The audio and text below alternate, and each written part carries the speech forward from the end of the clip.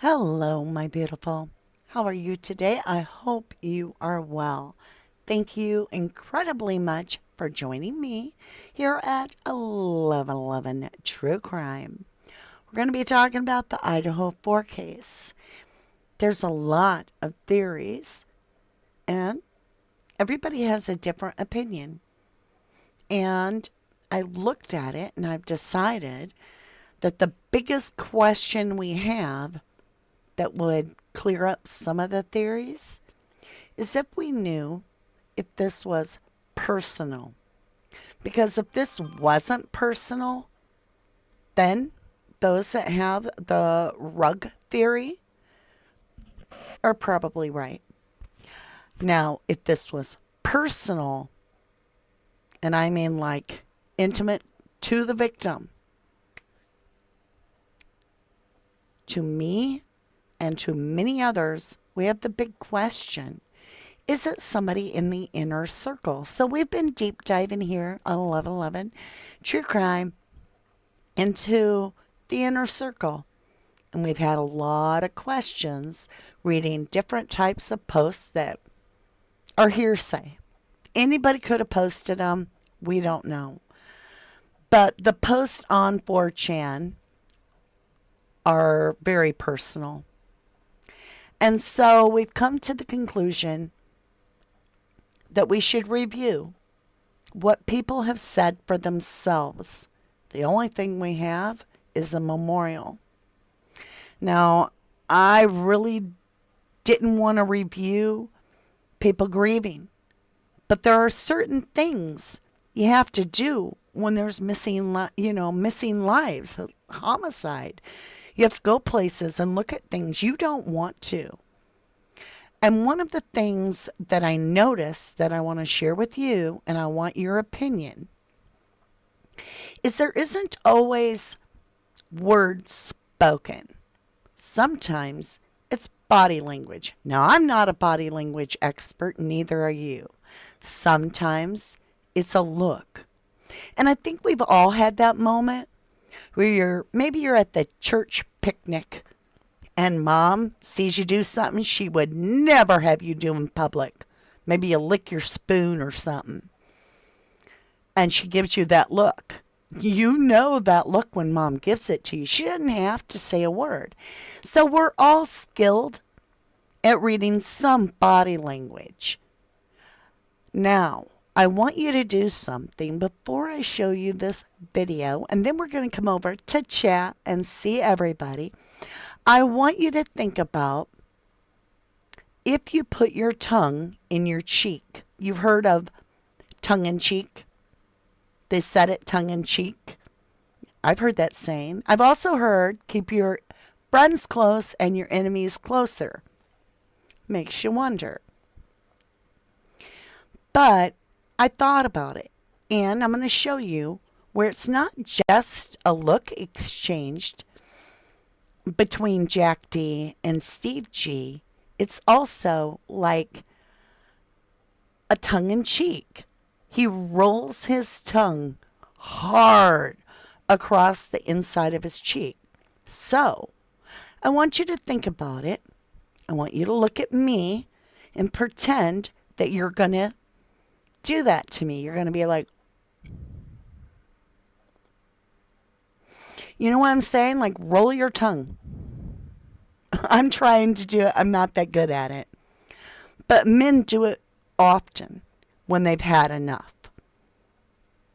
When it's like if you see a man that you're antagonizing, there are men that will go, mm-hmm. Because they're ready to blow. Does it really mean that? I don't know. So I'm trying something different today so that my mic doesn't spike. And that is to leave one ear free. So these aren't fitting as good as normal because I'm leaving an ear open. So it's all a work in progress here. Let's head over. First, we're going to jump into this clip. Then I'm going to come back to you and see what you guys think, all right? So let's get over to movie time. Fair use disclaimer. Now, I would like to say everything that I share with you is that I share is my humble opinion. And nothing I share with you today is factually based, really. I have no evidence. I have only theories. And that's all we do here on this channel. I doubt we're ever going to solve the crime. But we can look at it and really pay attention to details to figure out how we feel about it, right? All right, let's get this off the board. So again, if other people, I read their comments, remember they are their own opinions. All right? Okay, here you go. Really have to just take care of each other. Hold on, I'm going to turn it up a bit because it's kind of low. All right, let's do a sound Gotta check. reach out and hug the people. I never know till I'm live. Okay, we're going to do that, and then we're going to bring this one down. We have 2 volumes to do this. Okay, now they've done their eulogy in this memorial. Where I'm from, we call it a eulogy when you speak on behalf of the passed over. And then you're going to notice Steve G gets done with the whole saying and the message, and he goes to turn to his family. And you would think his wife is going to be there. That's what he seems to think.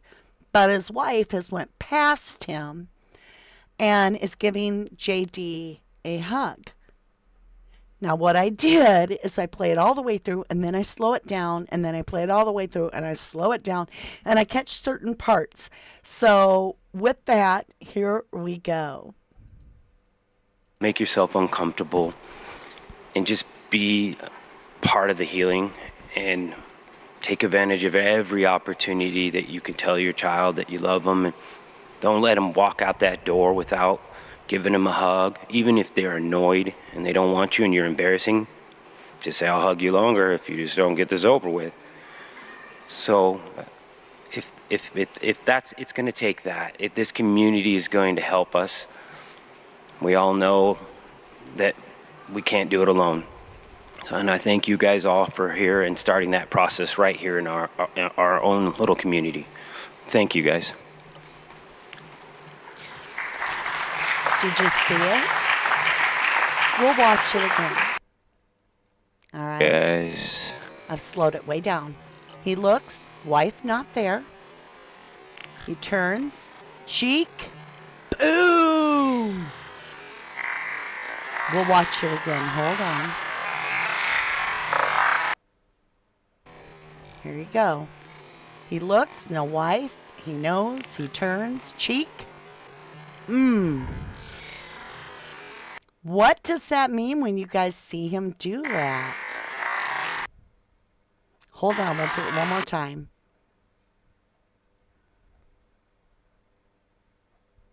Oh,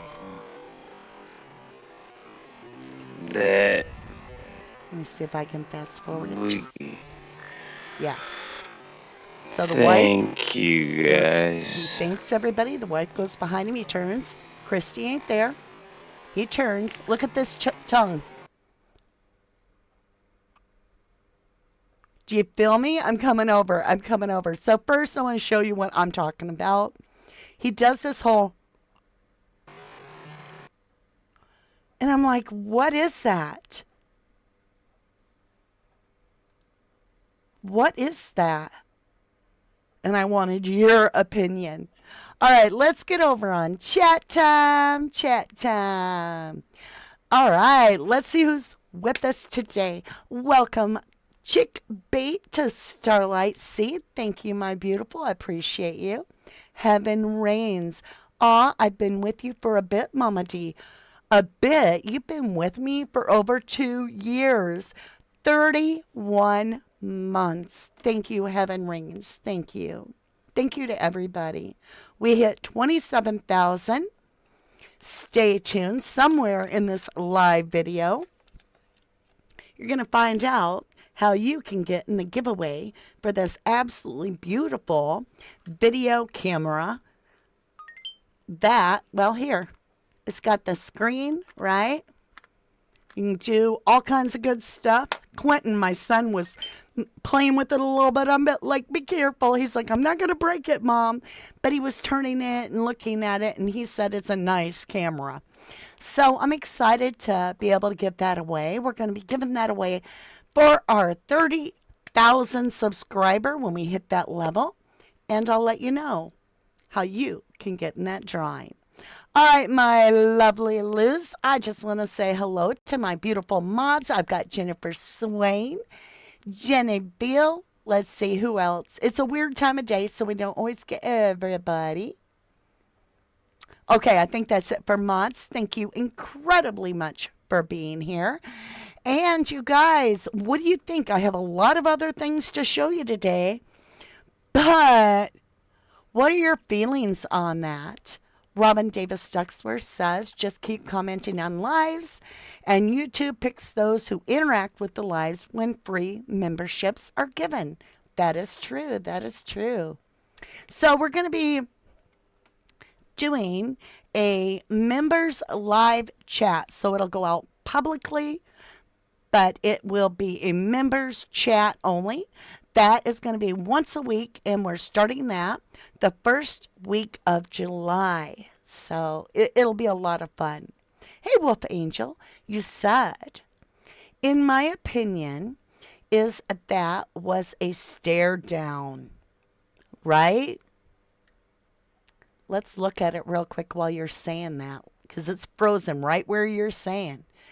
JD was clearly making a statement. Look at this. I've got your wife in my arms. No one looked away. Kinda, huh? A lot of people agree with you, Wolf Angel. Jennyville does. Chloe says he knows the truth. You could be right. Unspoken heart stillness. Let me get back over to chat. Says, signified my contempt of him by thrusting my tongue in my cheek. That's about what I feel too. Contempt. That's an excellent word. Yeah. Like, you ever had a coworker come up that's brand new at the job? You've been doing something 1,000 years to you. You know it backward and forward. And this little know-it-all comes to tell you on their third day how to do it better. But you don't want to start crap because you know they're only going to work here like 2 days because they're not going to last. And they come up and they say something and you're like, you know, that's how I feel. Ooh. Patricia Parker says, if looks could kill. Dang. Chick Bait says, chills. He was very tense, says Lori. Yeah. Big Mikey, welcome back, my love. You said it means Steve G is upset with both of them. I'm just going to say it differently. Do you feel that Kaylee's mom, Christy, may have been more swooned by Jack D than even Kaylee? I mean, we don't know their relationship. We don't. But I mean, she convinced her whole family, in my humble opinion, to protect Jack D, because here in this video says it all. I mean, it doesn't make sense to me. Does it make sense to you? When we look at how they first responded to Jack D, they were highly suspicious first of him. They've told us all. They basically did, I'll call it a cavity search. They checked him, made him take his clothes off. I don't know how much, but down to it. He didn't have a wound or anything, they said. And so they gave up their suspicion. The suspect that is now being held for trial didn't have any wounds either. Nothing. Here's how I know. Well, why I believe it. Not know, because I don't know. Brian Kohlberger. Kopak is on my mind. It happens. Brian Kohlberger had allegedly a doctor's appointment the day after. Allegedly. Now, if that's true, any wounds on him would have been probably questioned. That's what the doctor's doing, is checking you over. Hey, what happened to your eye there? Yeah? Right? Hey, what'd you do to your knuckles? Hey, why's your hand so swollen? Doctor's going to ask you, because they want to know if you did something or if there's something else. That's what they're doing. They're checking you over. So I don't believe Brian Kohlberger had any wounds. We didn't see anything, but it was a month later, basically, when he was on his Pennsylvania trip. And, yet they're fully on board. Well, I'll say Christie is fully on board that the suspect that the state is ready to prosecute for all 4 murders didn't appear to have any differences other than he's a lot further away than JD. Did JD actually have a solid alibi? Like he was sleeping and his frat brother is his only alibi? So if JD is sleeping, how do we know that the 2 guys that are supposedly playing video games, Adam, L, what did you tell Adam guy, the bartender, the roommate, to Jack D, what's their alibi? Because JD can't be like, well, I know Adam was there because I was sleeping. So I ask you, big open gouges, does that sound like a K-bar knife? I don't know, you guys. I don't know. What are your thoughts? Ticky Boo, welcome back, Tickety. Something about Steve G, I can't put my finger on it. So, if this had been non-personal, why so many wounds on the bodies? Why target one more than another? Why overkill on someone's face versus their whole body? What do you think? Privilege, thank you so much for that snooper chat. You said my show said cougar animal was trained. Okay. All right. Janine Romaine says, I picked up the looks between them on this video the first time I saw it a long time ago. So obvious. Truly. I picked up on the look, but I never picked up till I was on Tommy's channel on the panel with that little tongue roll. Now, Tommy's channel is Once Upon a Crime, True Crime, and I invite you to go over and check him out. Very wonderful soul. You'll feel welcome. He's very loving, very kind. Madam Van Cook says, people saw BK the following day after the murders occurred, and nobody noticed his wounds. People were on high alert and would have questioned any wounds on anybody. Boom! You get a gold star. You get a gold star. For real.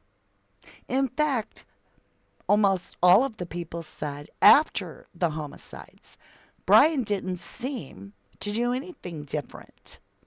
He didn't seem out of place. He didn't seem awkward. He seemed to just carry on with his normal life. Hello, Misty Blue. You said, I think BK had a hair appointment the next day and doctor's appointment. was a few days later.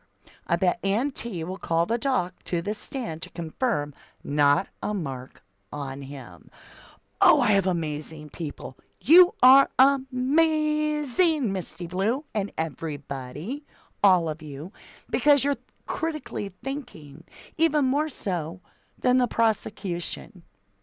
So, if I was Steve G or Christy, I would have a hard time exchanging the concept of suspicion with JD, who's an axe thrower, who can parkour, who knows how to use a hatchet, can balance a bicycle on his chin, long-term high school lover, broke up for 10 days, bodies have gouges, big open gouges.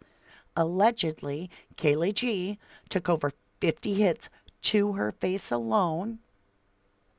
Very personal. Steve G's made it abundantly clear the person didn't have to go upstairs. They chose to go up the stairs. And in that, he's very concerned that the target was upstairs. He's made that clear. So now we got to take our suspicion and throw it over here to somebody that doesn't know the home security system, doesn't know if they have weapons, if they have cameras inside, if they have German shepherds, pit bulls. No inkling, doesn't know if they've got the entire football team in there having some sort of a hootin' and hollering. We don't know. Blind. Going in the house blind. No previous stalking. That's established by the prosecution, saying that is a false statement. Brian did not stalk the victim, any of the victims. All right. He's going to drive a white car, which is going to stand out, with out-of-state plate, which is going to stand out. He's going to drive a white car with an out-of-state plate in front of a camera several times and take his own phone. What? Really? And yet, Kaylee allegedly, according to the G family, Steve G, the dad, has made it abundantly clear that in his belief, Kaylee suffered far worse damage. Far worse. And the wounds didn't match. The points of damage didn't match. Let's go back over to movie screen for a minute. Then we'll come back to chat time. We're going to watch this one more time. Slow down. Let's see, where is it? Well, there, I caught it. Look at that cheek. Like I said, I'm not too good at it. I feel like my tongue is too short. I mean, you have to really put some effort into that. It's like trying to do, like, a workout.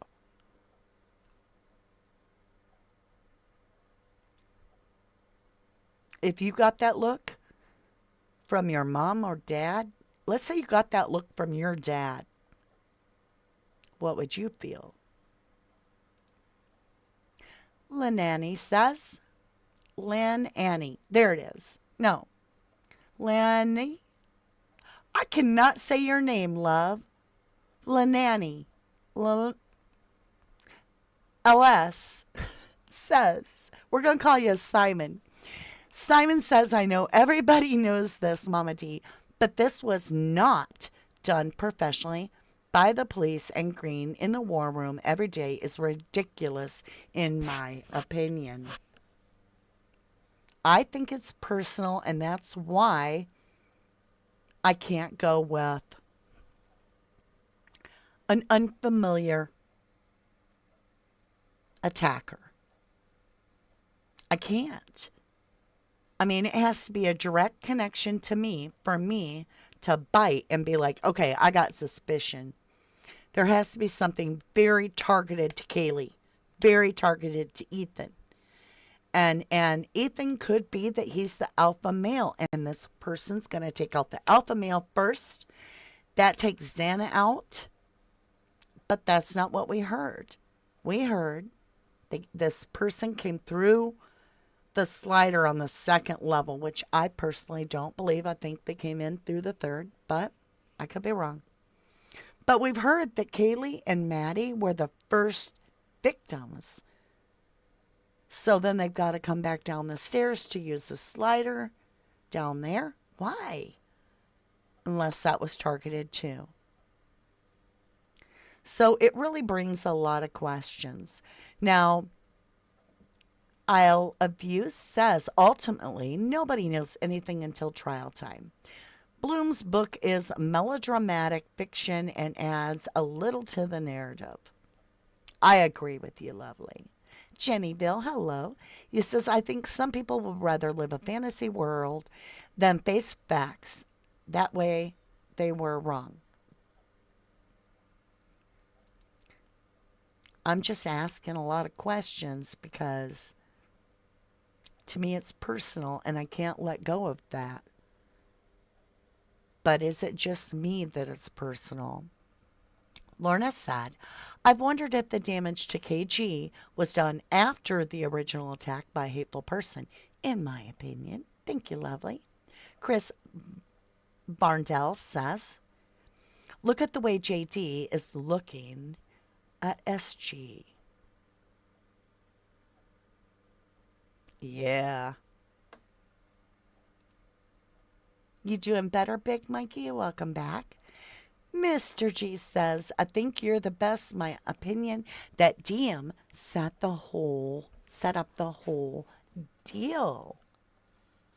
Penelope says, wasn't it reported that Kaylee's heart was removed? What about the report of naked guy running from the house? Now, I've personally never heard anything about the heart. I did hear from Steve G that her lung was cut, and I believe her kidney was another body part was slashed, not stabbed, slashed, and there were big open gouges. Misty Blue says, imagine BK doing this, rushing out house in a hurry and speeding away in his own car. Now imagine he hit a curb and he gets a flat tire. He could hardly call roadside assistance. No car involved, in my opinion. Good point. Madame Van Cook says Howard Bloom's book is like bad fan fiction, in my opinion. Very cheesy. Elise says, in my opinion, it's sus how the survivors got the tattoo in order the court reads out the order before the arrest. Yeah. So, I did a little bit of thinking, and when we do listen to Howard Bloom, Blum, Blum, Mr. B is...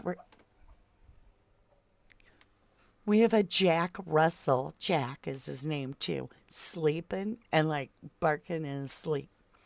Anyway, Howard Blum Bloom, Mr. B, he goes into a little bit of detail about the 911 call. First of all, he makes a claim that he did not hear the call himself. But then he goes on to say he heard about the call from others that were not under the gag order, but knew people who were. One thing he does state that I do believe, because we've all known it was a hunter. We don't know if it was a triplet. We didn't know if it was a friend hunter. Mr. B says the friend hunter J, the friend hunter, okay? He says the friend hunter. Now, that really, to me, brings up a lot of questions. We have missing golf set. Never being given back that belonged to Ethan. Missing, gone.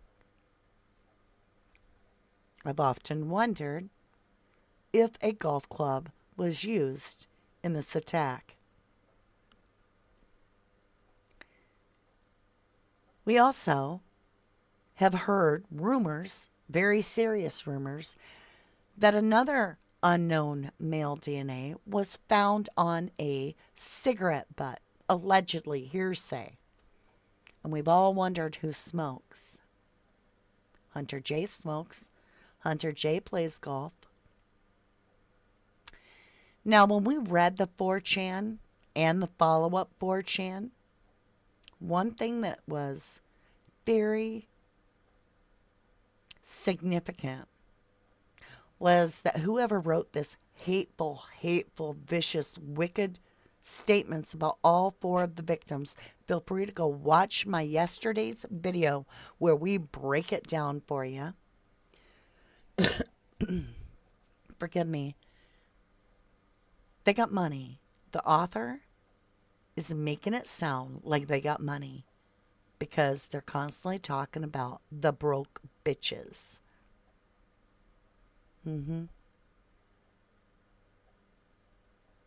I'm just letting that ring in your mind because they refer to every single one of the victims as a broke person that didn't have money.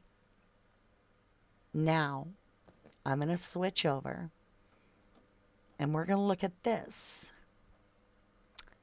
It's Hunter J. It's the eulogy at the memorial. And he talks a lot about money at the eulogy. I don't get it. He even says Ethan still owes him $34. I'll let you view it and we'll come back together. It's about 6 minutes, so I'm gonna be stopping it and commenting and so forth. But feel free to watch the memorial anytime. You just gotta Google it. All right?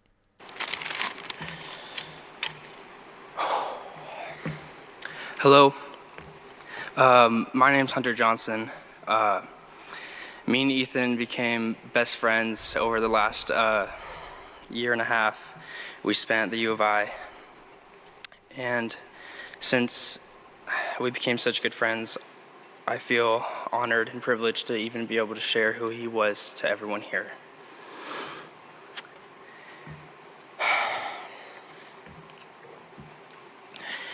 I met Ethan during Fall Rush of last year. Okay. So he's going to say in a minute that he's known Ethan for a year and a half and that he met him at Rush. Because this is Ethan's second year and this is Hunter's second year. It was also Hudson Lindo going to school with them at the same time. Ethan did not choose the same frat as Hunter. Ethan chose Sigma Chi, and so did Hudson Lindo. Hudson Lindo ended up face down, I believe, drowned at Paradise Creek, right there by Sigma Chi, in the spring. Approximately, give or take a month. 6 months later, all 4 victims, including Ethan, are taken out. So, it's interesting. I'm going to break this open real quick. Let me bring it over. Now, I hate reading this stuff too, but it's important. This is the 4chan. And it says that they talked about this stuff. Where is it? Been brewing since last fall. Okay, right here on the 3rd post. Can you see? No, you can't. Hold on. All right. No, it's small. I know, you guys. Bear with me. It's important. So, right down here on this post, okay, on this one, it says, had to take a shite. Sigma Chi 22 saw Ethan, Xana, Loach, and Barry at the party. So that means this past Sigma Chi 22, right, saw Ethan, Xana, Loach, and Barry at the party. Loach and Ethan have issues back to rushing. So whoever's writing this is referring back to rushing the year and a half before, last fall. Because they're during the fall now while they're given the memorial is 2022. So a year ago, what this gentleman is talking about is exactly what the 4chan is talking about. The issues that began on the rush in 2021. And if you don't know what rush looks like for fraternity guys, it's you're coming in as a freshman and you're walking to 10 different fraternity houses and talking to 100 different guys, trying to understand all of them and see if you fit in with them. And I remember he was the first person I talked to during rush that year, and I knew immediately that he was someone that I wanted to be friends with and someone I wanted to join my house. My first impression of Ethan was some tall, goofy kid that, looked athletic, and he was, because we played a lot of basketball during that time. Unfortunately, the basketball wasn't enough to convince him to join my house, so he ended up going to Sigma Chi. But that didn't mean we weren't going to be friends forever. So one thing he told me, because he told me he was going to join Sigma Chi, he said, "If I do that, you better not block me and ghost me on anything." And I couldn't believe he said that, because I just knew I wanted to be friends with him for a long time.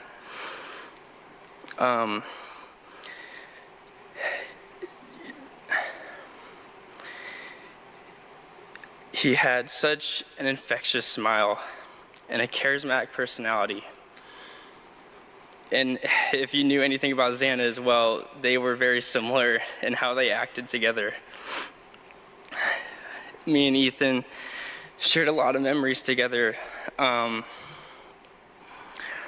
Usually at a party where me and him would be controlling the aux and be singing at the top of our lungs any country music song with 50 other people in there not saying a word, just us singing as loud as we could.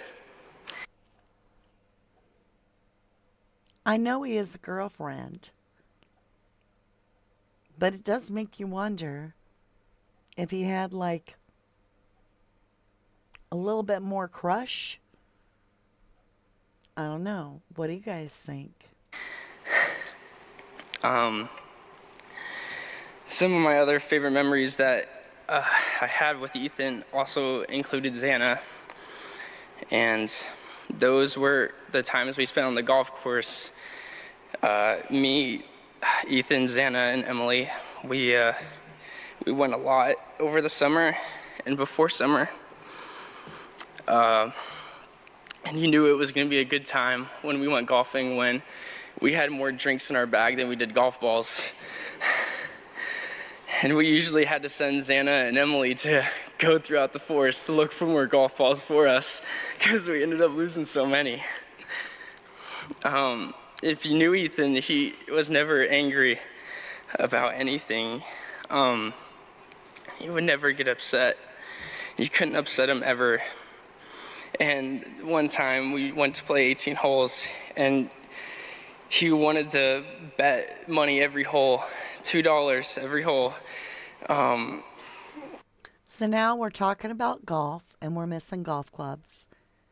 And now we're going to be talking about money. If you won the hole, you got $2. If you tied, you didn't get it, it just turned to $4 the next hole. And I remember he won the first hole. He whooped me, actually, that first hole, and I remember him being so happy, and he was pretty confident going up to the next hole. Unfortunately for Ethan, I ended up winning the next 17 holes.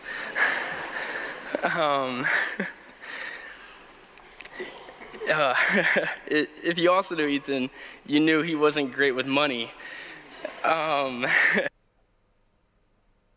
I mean, here we go about owing him money at the golf course. Now we're talking about Ethan not being great with money. And we get all these posts about all these broke bitches that's so wicked and hateful. It's so weird to talk about golf. We don't have golf clubs. To talk about money at the eulogy. I don't know. I'll let you draw your conclusions once this is done. We got about a minute and a half left. I will come back over and then you can share your thoughts on this. And so it wasn't a great feeling when I had to come up to him and ask for the $34 he owed me after the rounds. Because he would ask me to get him drinks every week. He'd say, Hunter, I need some Bud Light Limes. Can you go to the store and get me some? And I was like, yeah, Ethan, I'd love to. After you pay me back for the last 2 weeks that I got you Bud Light Limes. But so yeah, as you suspect, I never got those $34. That's uncomfortable. So I'm going to come over here for a minute. I'm just going to read the bottom one. Trigger warning. Where's the goat? Trigger warning. This little goat is our mascot. You can see it here. And it's to let you know this is absolutely going to offend you. It's horrific. So if you don't want to hear it, mute for about 30 seconds. Because I'm reading this because of what's being said. Ethan, this is that horrific post, one of them, right? Let me get down where you can see it yourself. It's really hard to... Ooh, it's tiny now. I got to get almost off screen. Bear with me.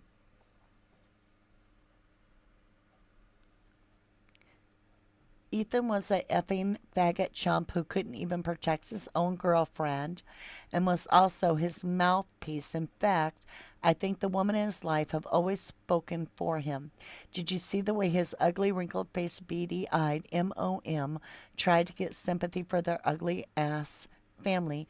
Shine Ethan's bright light? Question mark. What a crock of shite. He had no muscles, no muscle tone, and looked drastically different from the picture we are shown of him. Almost similar to the good boy in IGGER dies, and we see pictures of him when he was 12. Ethan was a smart-mouthed alcoholic with the pedo mustache that he grew, so he looked older. He talks in this about that pedo mustache. And now you're going to hear Hunter talk about Ethan's mustache at the eulogy and how much money he owed. And if you've read this before, this person goes on and on about this broke Maddie is and how broke Xana is and how broke Kaylee is. And Hunter's talking about money. It's just super suspicious to me. But here you go. Let's get back into it. Ethan was always someone you could count on to make you smile and cheer up your mood. Everybody loved him and his beautiful mustache he had. And I feel so lucky. What? Everybody loved him and his beautiful mustache he had. You see what I'm saying? It's weird. Let's finish it up.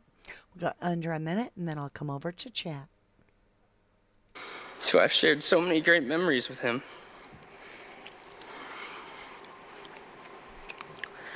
I'm gonna miss our favorite Moana songs we would sing together. Me visiting you and Xana at your parents' house with Emily. And you guys also coming to my cabin and hanging out with my family. And watching you carry all of your drinks in a garbage bag when you walked into a party. I think that's weird because the author refers to, I believe it's Kaylee, or was it Maddie? Hold on. Oh, no, it was Xana. as a white trash. And he's talking about Ethan bringing drinks in a garbage bag. I know we're all gonna miss these. I love you so much, E and Zan. Thank you.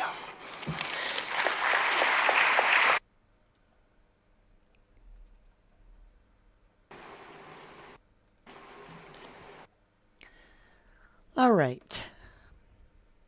I don't know. I hate to pull apart anybody's grieving and be wrong. So I'm just going to leave it at this.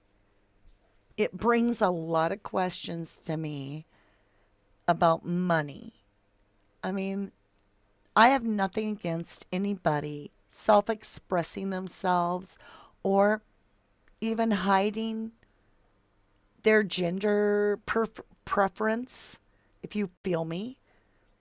I mean, Hunter wears pearls. Hunter wears earrings, pearl earrings, always. And maybe there's a reason we don't understand.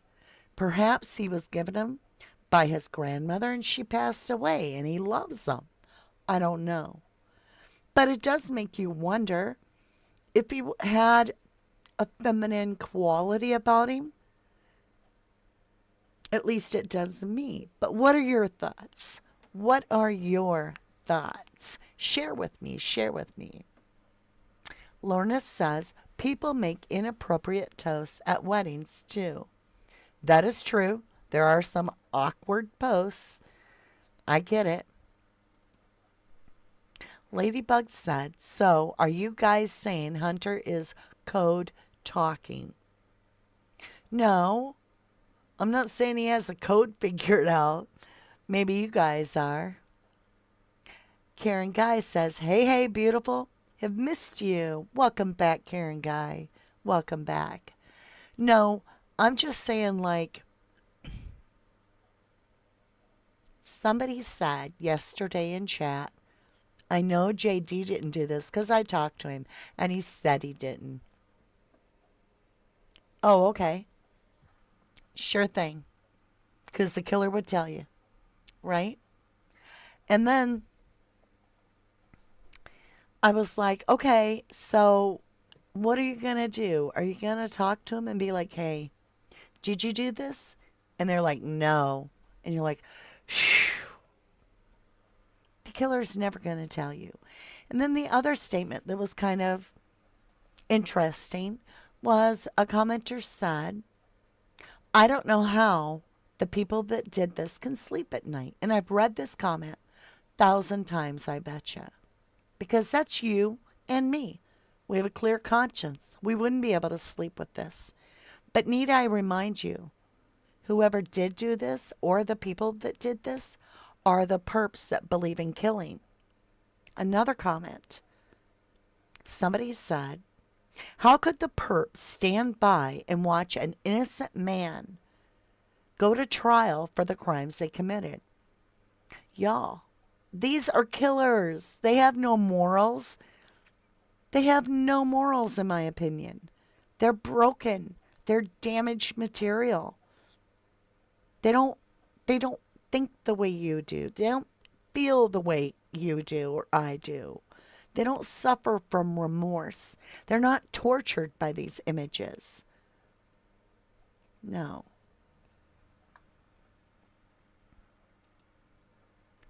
Winkin' Tanka? You guys have some unusual, beautiful names, but I apologize if I mess them up. In today's society, it's the norm for sexual boundaries to be crossed, especially among the youth. Amanda says perhaps he was nervous. However, it was not the time to mention money. P.S. says it's a trend for young guys to wear pearls. Okay, I did not know that. Ellie Cassie says all those people and the tragedy that ensued, he may have been very nervous. Please see if Hunter will send in his Vimo info, and I will send him the bloody $34. I am sus of JD again. Me too. Me too. Welsh lady, I thought the golf clubs were put in the U-Haul, in my opinion. You did see a set come out of the bedroom. When you enter the front door, there's a room to the right. It appears to be a spare bedroom. There was there were golf clubs in there, and they carried them out.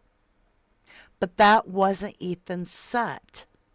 Or there are pieces missing.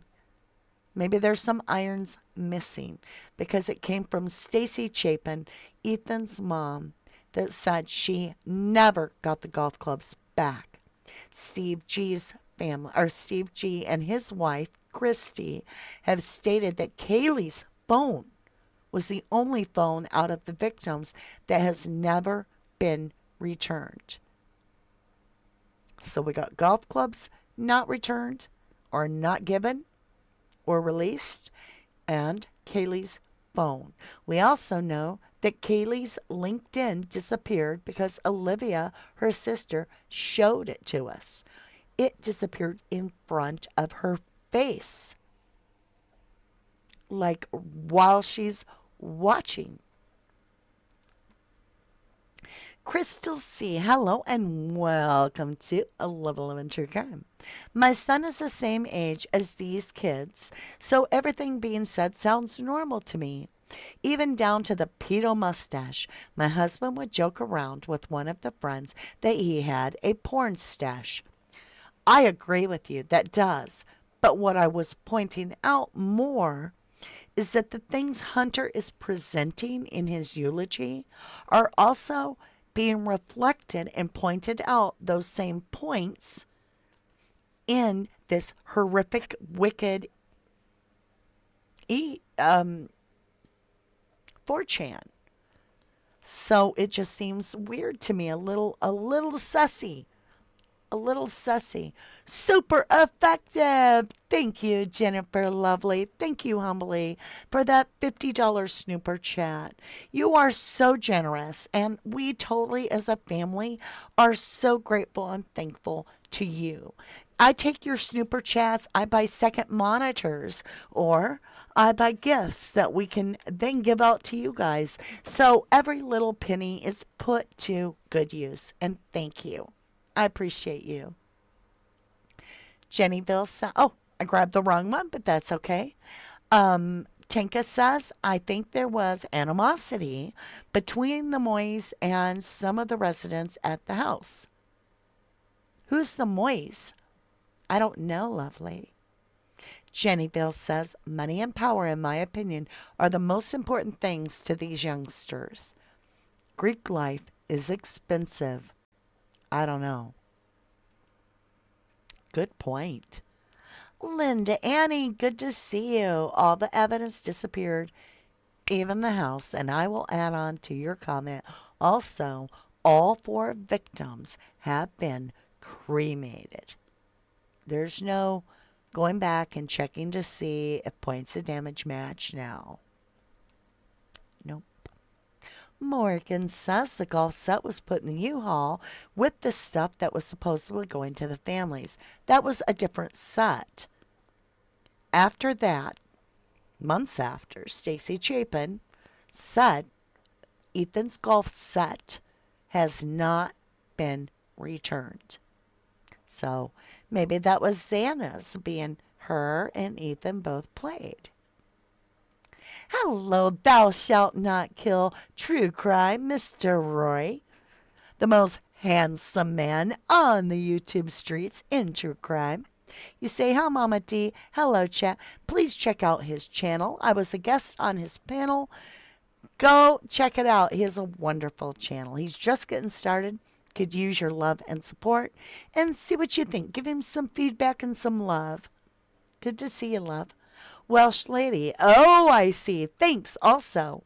Thought Hunter's pearls belonged to Ethan and given to Hunter. Could be wrong. Now, that would be weird.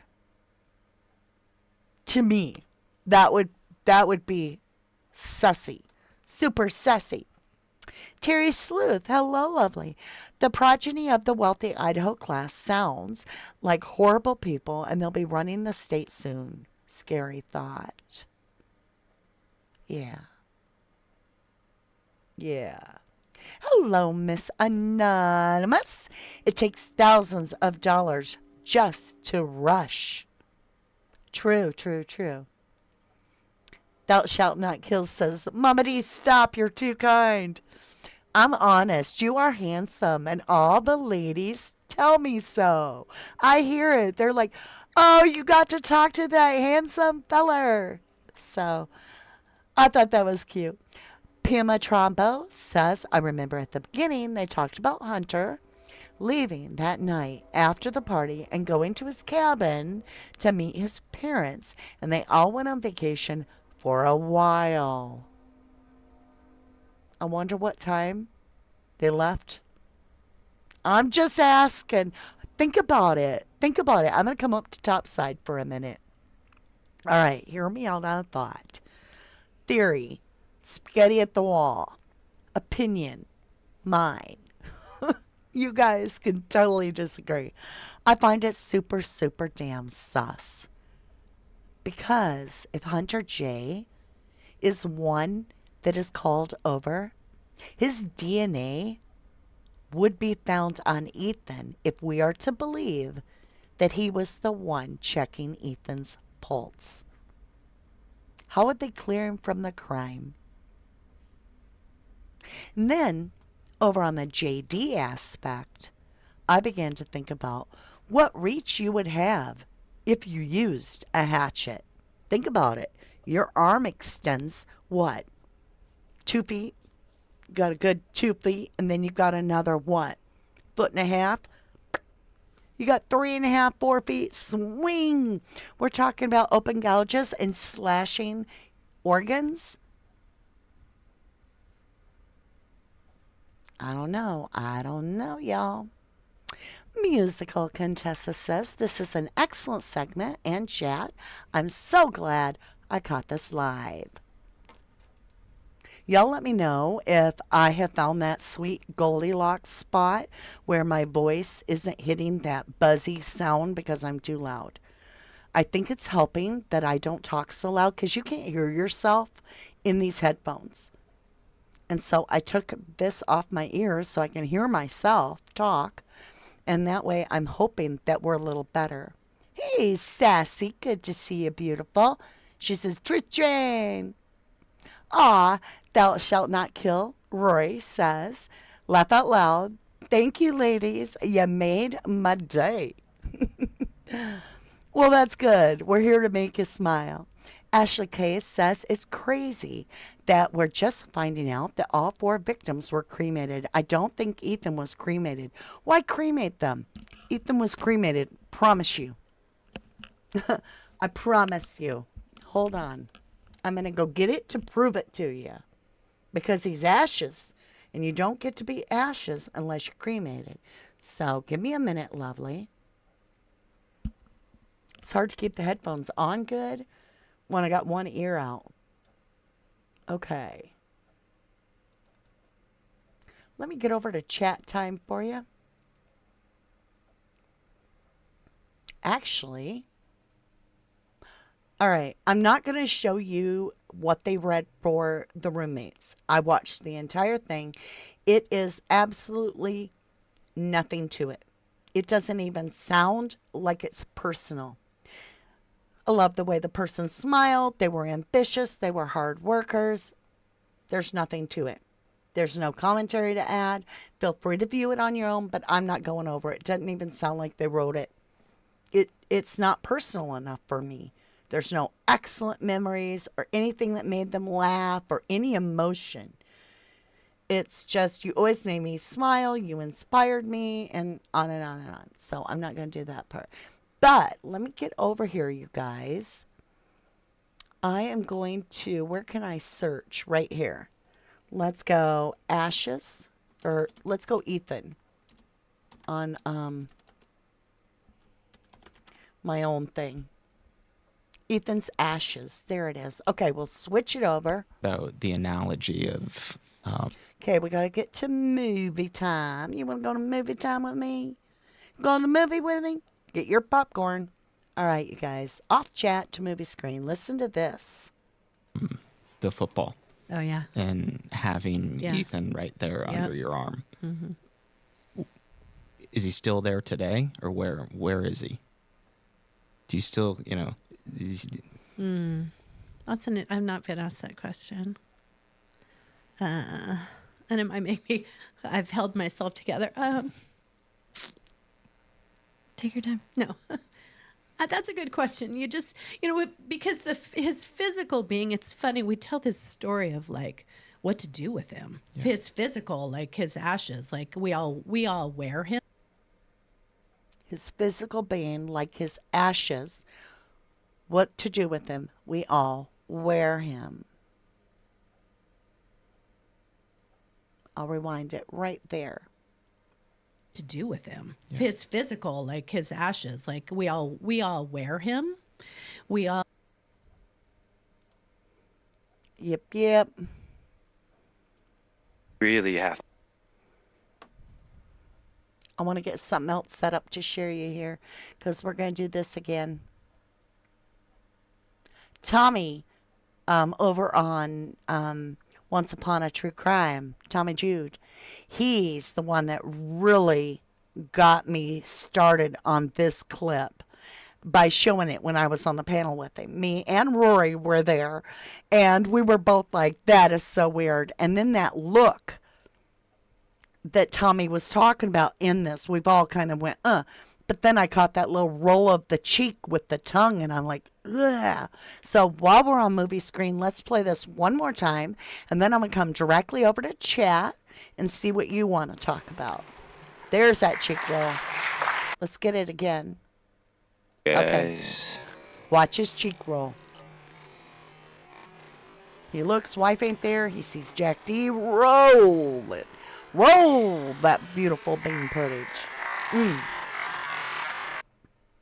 It's creepy. He looks hot.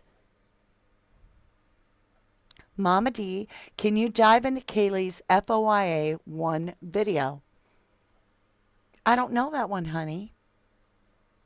I do not know that one. I'm just saying, y'all. Hey, S. Stilson. How do I say that? Stilson. Maybe someone in the family is psychic, is able to communicate with him every day. Ella Cassie said, why would she do an interview with him?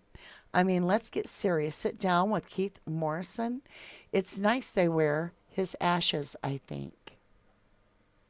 Right? Maxim Morris says, I just read a comment that said David Loach, well, we'll just say DL, drove Jack D and Adam L home. No word back yet on that. Does anyone know? I don't know. It could be a rumor. Well, it is a rumor till we know. But while I've got Rory here, Rory love, I have found out that on the system I use for OBS, I have found out how to have a guest. The thing is I've got to test the system this week, over the weekend. And then I would like to, I'll go through, Kathy, our beautiful Catherine Bogart, and see if she can set it up if you're interested in, and you can work it out over in the email with her. If you'd be interested in coming on my panel and being my first guest, I would like to do that if you would be interested. So let me know. But yeah, I'll get a hold of Kathy. Lori says, it looked like he was trying to keep from saying something, like the way he probably feels about Jack. I think you're right. Maybe that tongue in the cheek. Let's think. I want to Google tongue in cheek. What does it mean? I know that sounds weird. Whoops. Hold on.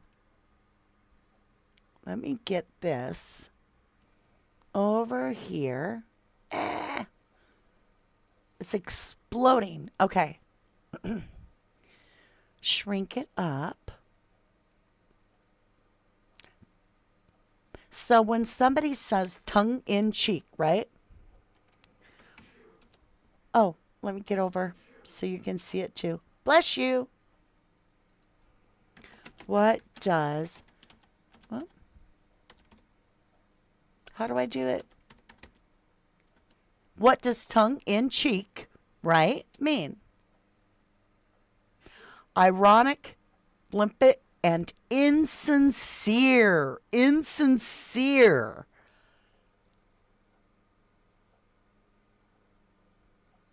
Wow.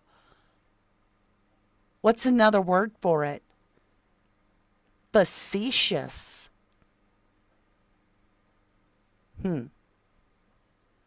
Insincere. Tongue in cheek. Now I'm going to be doing that all day. I have a dentist appointment tomorrow, so I will not have a live on tomorrow. But I'll be at the dentist and he'll be like, "What's the matter?" And I'll be like, "I don't know. I kept doing that all day and it hurt." And he's going to be like, "Then don't do it."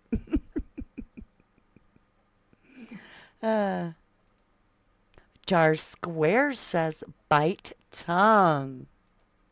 Ellie Cassie says, "I wonder why JD doesn't come out and make a short statement about his innocence. It would be a wise choice." Janine says, "It's not something I've ever done." I'm trying to do it so I can think of if I've ever done it. I get you, Bombshell says, "And the smirk Jack T gives back is so sinister." True, true. It looks weird, doesn't it? Let me turn this up a little bit. Let's see, what do we got it on? Can you still hear me okay? Is the music too loud? Let me know if you think the music is too loud. It's copyrighted music hidden inside this, so that way we don't have trolls using our little chat to their nefarious world. Lay Ava Georgia says, "I love watching behavioral analysts and body language experts." Annie G says, "Wanted to say something, but doesn't." So I haven't heard any of you say it was just, a feeling that he was in a bad circumstance because it's a memorial. Everybody feels that it is like directly a communication without words. You guys are communicating to me that you believe it is between Jack D and Steve G, like eye to eye, right? Let's go ahead. Let's play it for a minute. Oh, I hate that noise. It sounds like I can't do spirit boxes. They make me nauseous. I tried them in the past.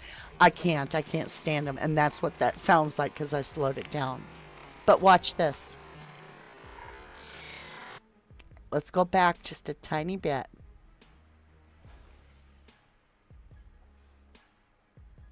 Okay, so he's turning around.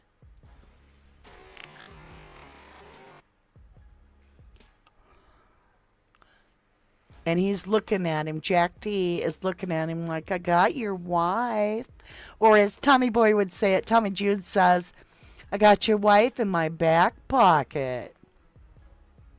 That's what it feels like. Best of Me, welcome back.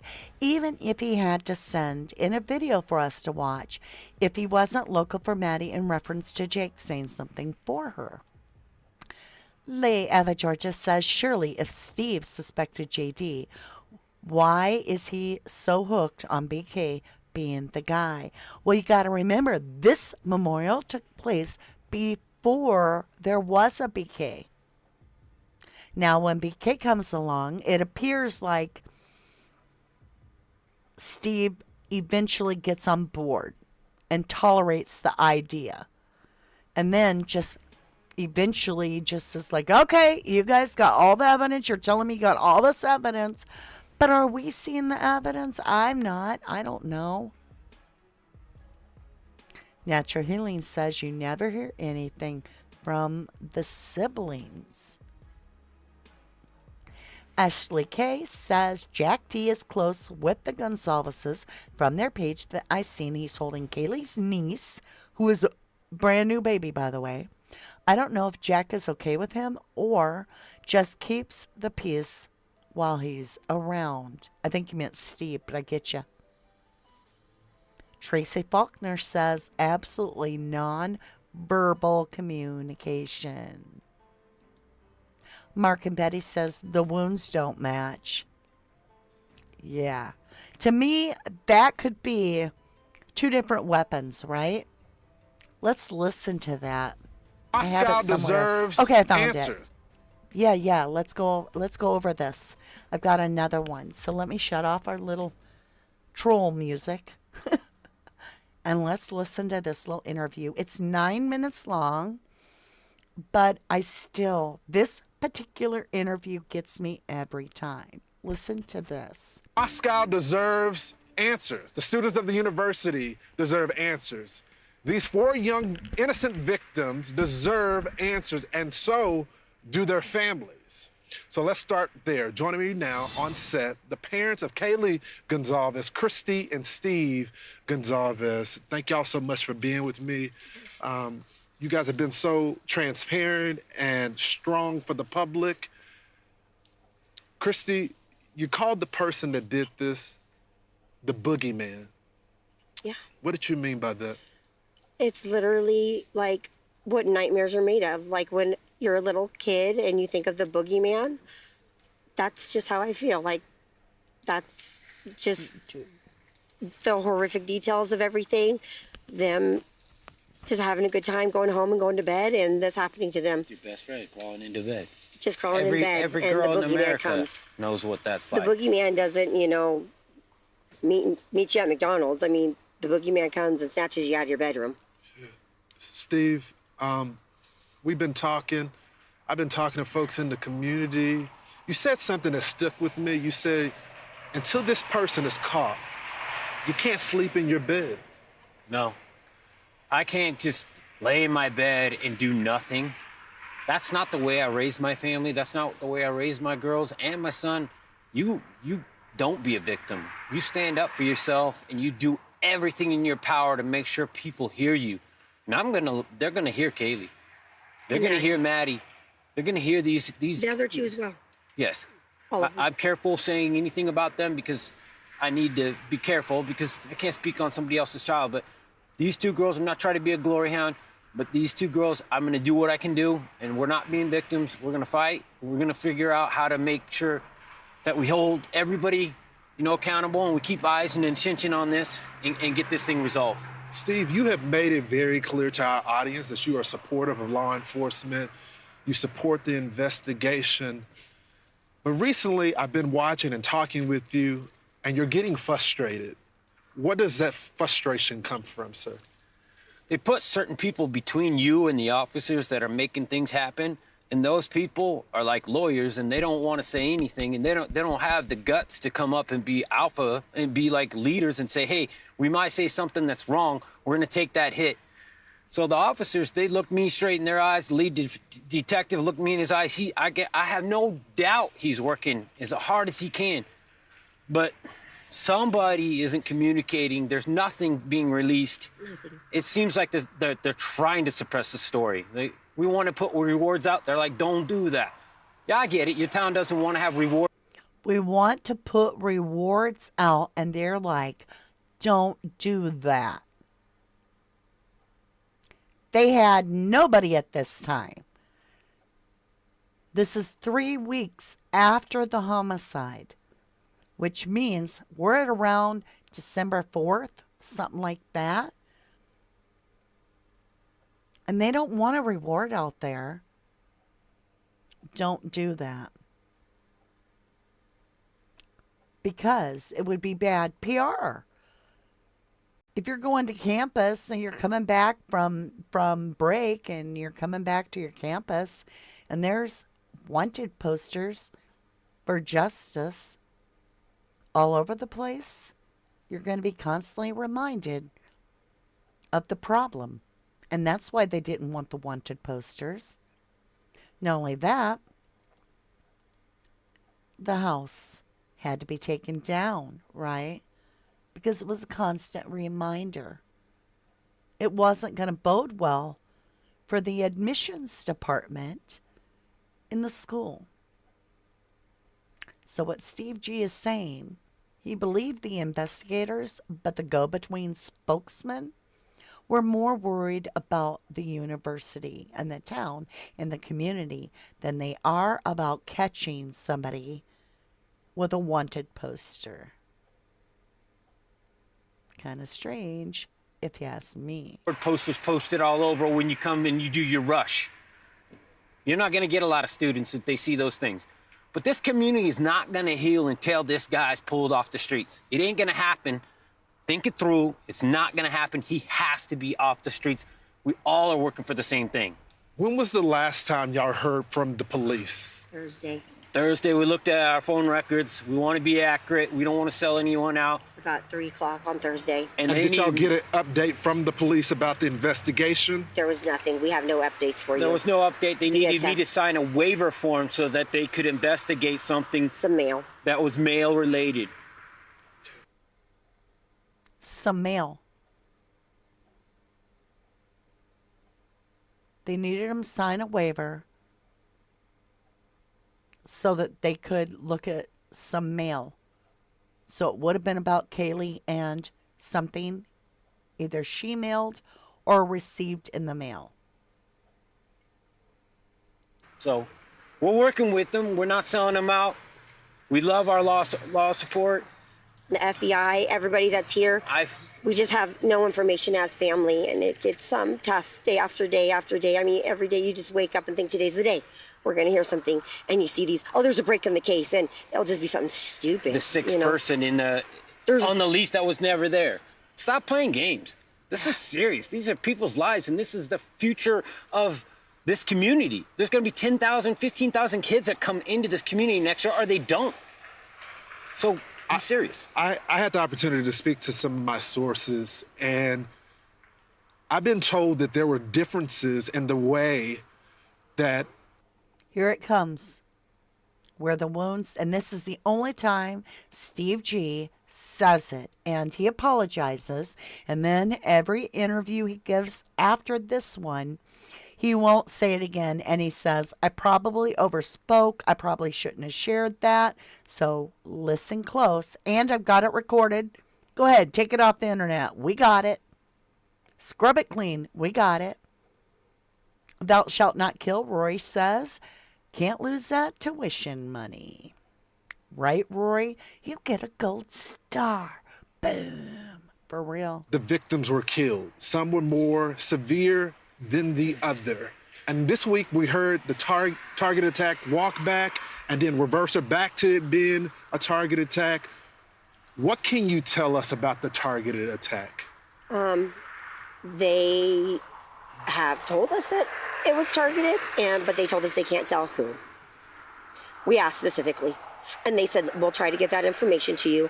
And they got back to us a day or so later, and they said, we're sorry, we can't give you that information. But then a day later, we saw in the news that it was not targeted, or they think the whole house was targeted. But I'll cut to the chase. Yeah. Their means of death don't match. Maddie's They don't. and Kaylee's cause of death, it does not match based on the autopsy report. They don't match. Would indicate that one of them. He doesn't have to may go have up been the a target. steps. Let's stop playing games, guys. I need somebody to step up and be an alpha. Be somebody to be a leader. Don't make me do it. I don't want to do it. He doesn't have to go up the steps. They're points of damage. He doesn't have to go up the steps. Now he explains it later that means the killers or killer has an option. They're choosing to go up the stairs. So therefore, that's where he gets this conclusion. Have to go up the steps. Their points of damage don't match. I'm just gonna say it. Wasn't leaked to me. I earned that. I paid for that funeral. I paid for that. It's my right. You ain't taking that from me. calm down. If you don't want to say nothing, that's your bet. But don't say I'm leaking anything. I paid that bill. Sent my daughter to college to get an education. She came back in the box, and I can speak on that. I was also I sent my daughter to college. She came back in a box. That's because she came back in ashes. Because everybody was cremated. So, I just wanted to share that little thing with you guys. Let's get back over to chat time. Karen Guy says a house taken down, bodies cremated, evidence taken away. It's a total cleanup job.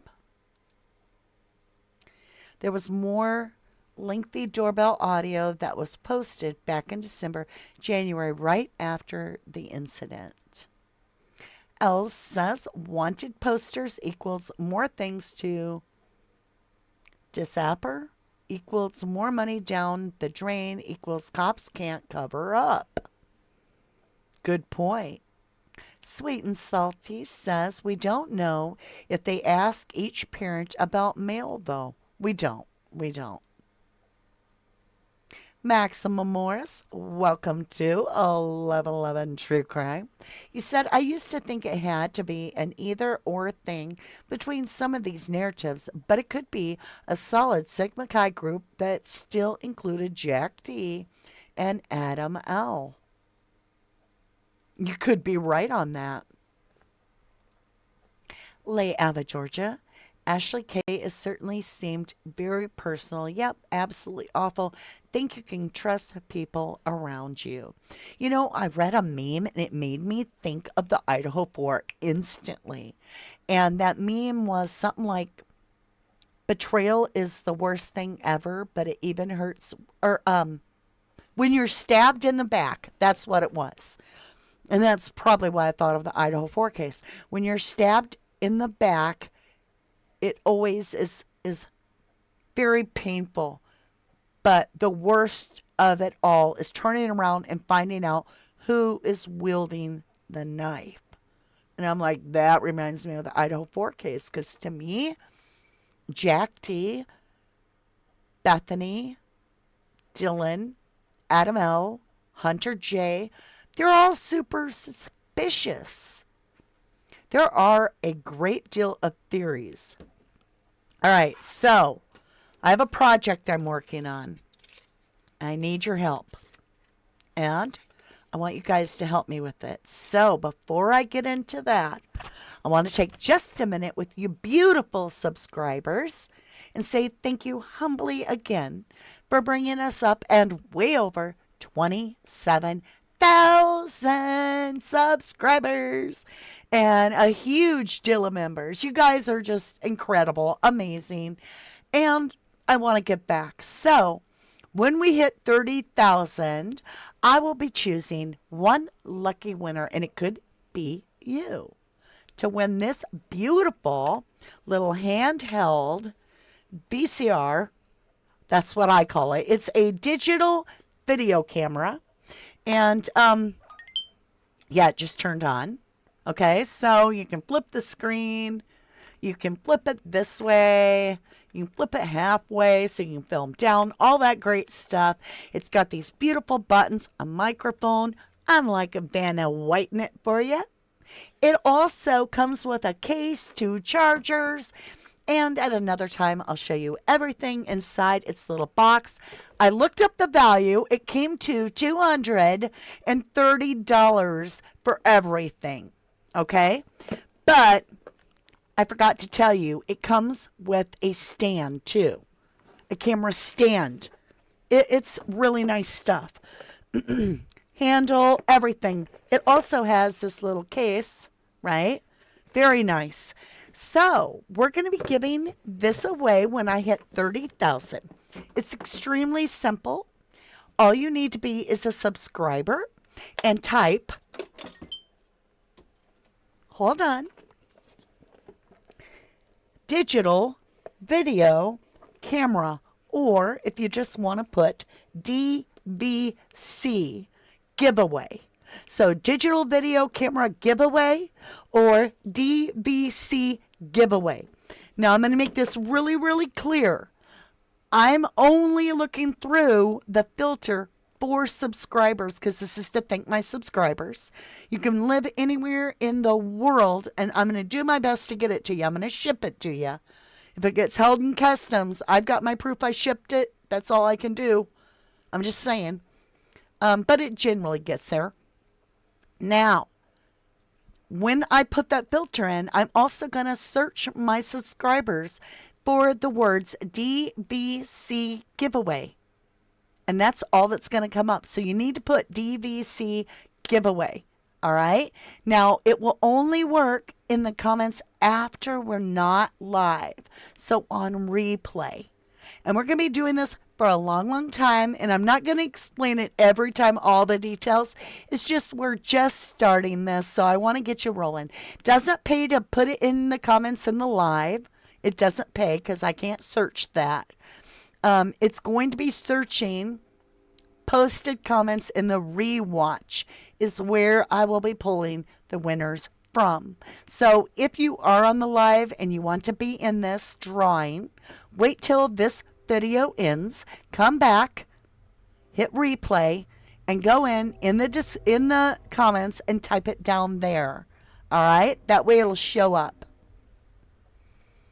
You guys, I love you, and I don't know how to tell you this, but if you're putting it in live chat, it won't be found later, so it won't work because of the way YouTube works it. It has to be after the video.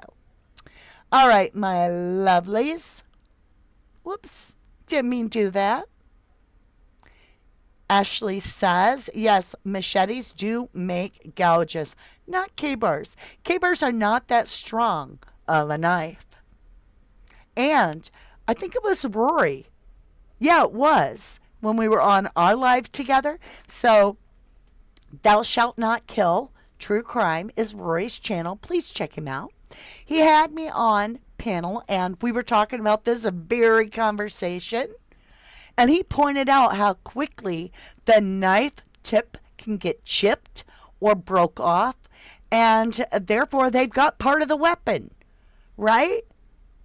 And so once the tip is broke, it's a lot harder to continue to attack victim after victim when you don't have a point on your knife. So, I really agree with that. Jennifer Swain says, love you, Mama D, for the way you love your subscribers. You are a kind spirit. I love y'all so incredibly much. I would be so lost in my day-to-day life without you showing up for me. I mean, I do my best to show up for you. I even put makeup on and curled my hair. And I look forward to it. It's like, I know I got to get my chores done. I got to get all my work done so I can call my best friend and talk about true crime. And that's who you are. That's who you are. That's right. You have to come back to replay in order to get in the comments. Because like I said, the real live chat, it doesn't go through the filter that I'm going to be using. So that's why I'm saying, literally, for it to come up on the filter, it has to be on the comments.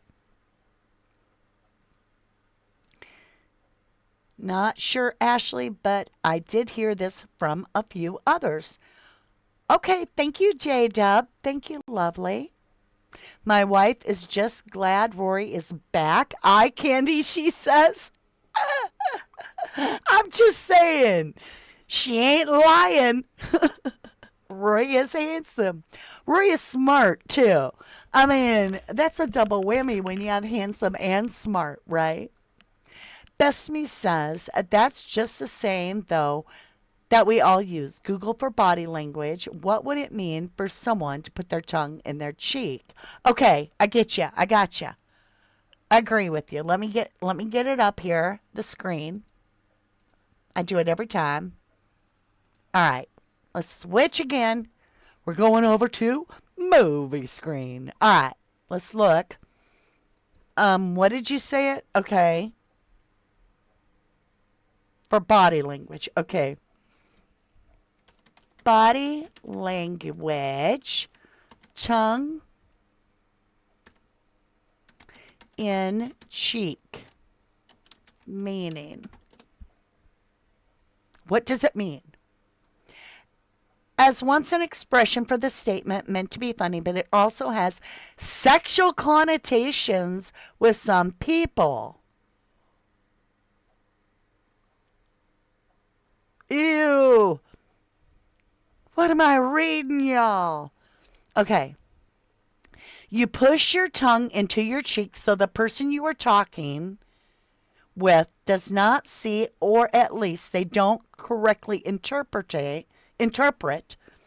the involuntary little hint of a smile or the tremble. I just spit like everywhere. The tremble at the corners of your mouth that sometimes betrays your joke or your gag. So, I don't feel Steve was pulling a joke or a gag, but insincere. I don't know. It says, or a lie. Look. Right here. You see? Yeah. Or a lie, because a joke is specialized kind of lie in a way. All stories are lie, aren't they? I got to continue reading that. Okay. Some people don't need to put their tongue in their cheek to do this. A practical storyteller can lead you right up to the punchline of a joke without any hint that the story they're telling is a put-on, a wind-up, the use of the commentary expression that they're trolling you. But if someone is not an experienced jokester, their face can give it away. So they deliberately distort their face so that you interpret their facial expression incorrectly. The tongue in the cheek could indicate deep thought or puzzlement. Could it be suspicion? Similar to chewing on your pencil or looking quizzical. So they deliberately distort their face so that you can interpret their facial expression incorrectly. The tongue in the cheek could indicate deep thought or puzzlement. All right. It's misdirection. We are so good at reading emotions from facial expressions that this is kind of a misdirection is necessary. If someone can misdirect you without putting their tongue in their cheek, beware. You will be dealing with someone who has a poker face, someone who can, quote, lie with a straight face or tell a barefaced lie. We instinctively don't trust such a person. This is long. Simulating emotion. Let me switch up so we can actually read this. Okay? Simulating emotion believably is not easy. It requires lots of practice and we generally don't want to be the people a professional artist of misdirection practices on. Have you noticed that the lives of comedians tend not to be that happy? We enjoy comedy, but we often don't feel comfortable being around comedians. Interesting. And there is a double misdirection. The comedian, who is fully capable of leading you right up to the punchline of the joke without betraying anything on their face, pretends to need to put their tongue in their cheek. And we, because we are good at interpreting facial expressions, get the fact that the storyteller wants us to think they are struggling to avoid giving the joke away. Knowing we are being deceived intensifies the effect of humor because a few of us in the audience now share a kind of secret with each other and with the comedian. So that unspoken language. We're, quote, in on the joke. Did you see what I did? Because I was thinking about it. In on the joke. In a way that other people are not. Or some part of our brain imagines that we are. And that brings us to triple misdirection. All right, you guys, let's get back over to chat. That was informative to me anyway. That was informative to me. So what you guys thinking? What you thinking? They all seemed to love knives. You're right, Bombshell. You're right. Aw, Smoky Mountain Cow. Thank you, lovely, for that snooper chat. How kind of you. Did all 4 of the families wish to have their child cremated? Boom! You get a gold star. We would love to know that answer. In fact, it is my humble belief that when this trial is over, I sincerely believe without a shadow of a doubt that this family G, the G family, may possibly sue the university and others, LE and so forth. The house should never have been demolished until a judgment and sentencing. Excellent, excellent post. Very smart. J Dubs says, so crazy, whoever did this crime. If it wasn't BK, who was it? All right. I'm going to give you that moment to really think about it. Who is your number 1 suspect right now? Not tomorrow, not yesterday, but right now. Who is your number 1 suspect? Let me see your answers. Ron, welcome to 1111 True Crime.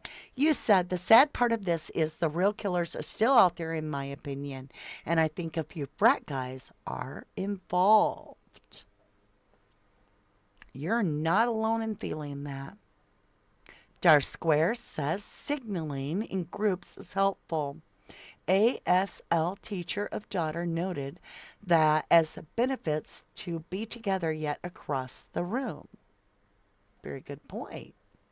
Joanne says, I was at the shopping center yesterday, sitting in a lounge inside, and a lady pulled out her crochet and started doing it there. That's cool. Ashley K says, did these victims get cremated without their parents' consent? I would be going crazy asking why. And it is so suspicious. Ethan's family allegedly is Jewish, and it's against their religion to cremate, meaning that would mean they would have a lost soul. So I have to ask, did they give permission or not? I don't know if we will ever know that answer, but the truth will come out someday. Maybe not in my lifetime. Maybe it will. Maybe it will. Tanka says, I absolutely do not trust the way law enforcement preceded this investigation or processed this investigation. I've never seen any law enforcement do the things MPD did. Don McQuaid, good morning from Australia. Hello, lovely. You said just plus Dylan the chick. J-Dub says, I don't have one. In all honesty, I don't have a clue. Okay, let's see who we got. I'm going to hit it hard and fast, y'all. Green, Sigma, Dr. E.B., Brian Kohlberger, J.D. and D.M. J.D. wins. J.D. and help.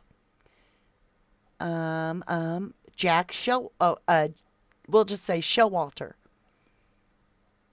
Okay, that pretty much gets a lot of people's opinion out there.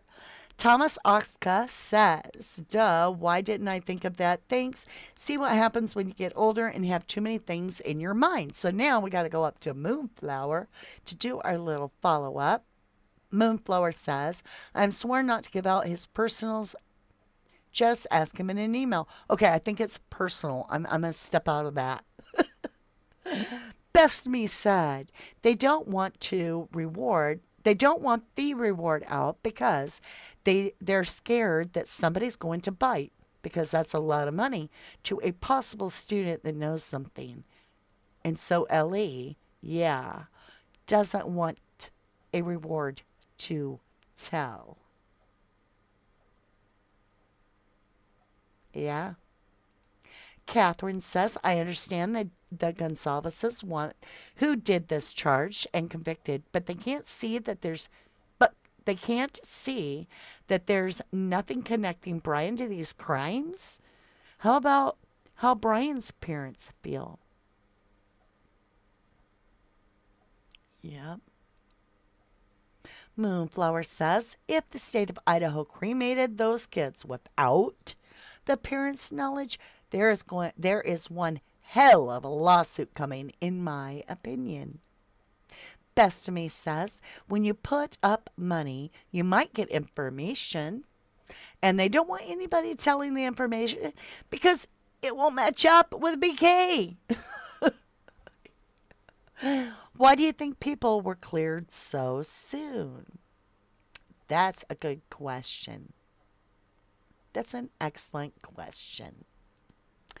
Well, my lovelies, I have greatly, greatly appreciated your time with me and my time with you. You giving your time to work on these cases with me. Like I said, you're my bestie. You're my best friend, truly. And I appreciate each and every one of you. I love you. And I'll be gone tomorrow. I'll miss you. I hope you miss me too. And I'll see you again very soon. I love you to the moon and back. God bless you, my beautifuls. Let me know, Roy. Let me know. All right. Peace out. See you again soon.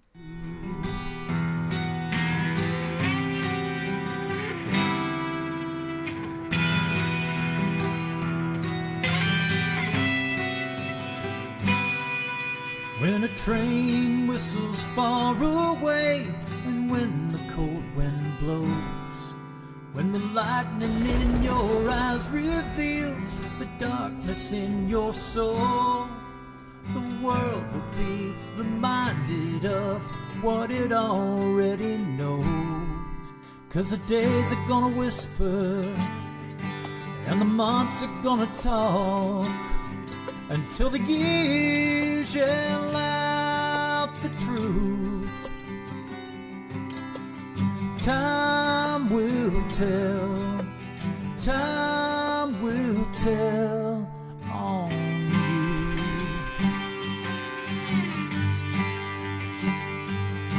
No one may ever say a thing, but surely as the seasons change, you feel like every finger points at you, 'cause you're to blame. And the days are gonna whisper, and the months are gonna talk, until the years yell out the truth. And time will tell, time will tell on you. It's gonna tell on you.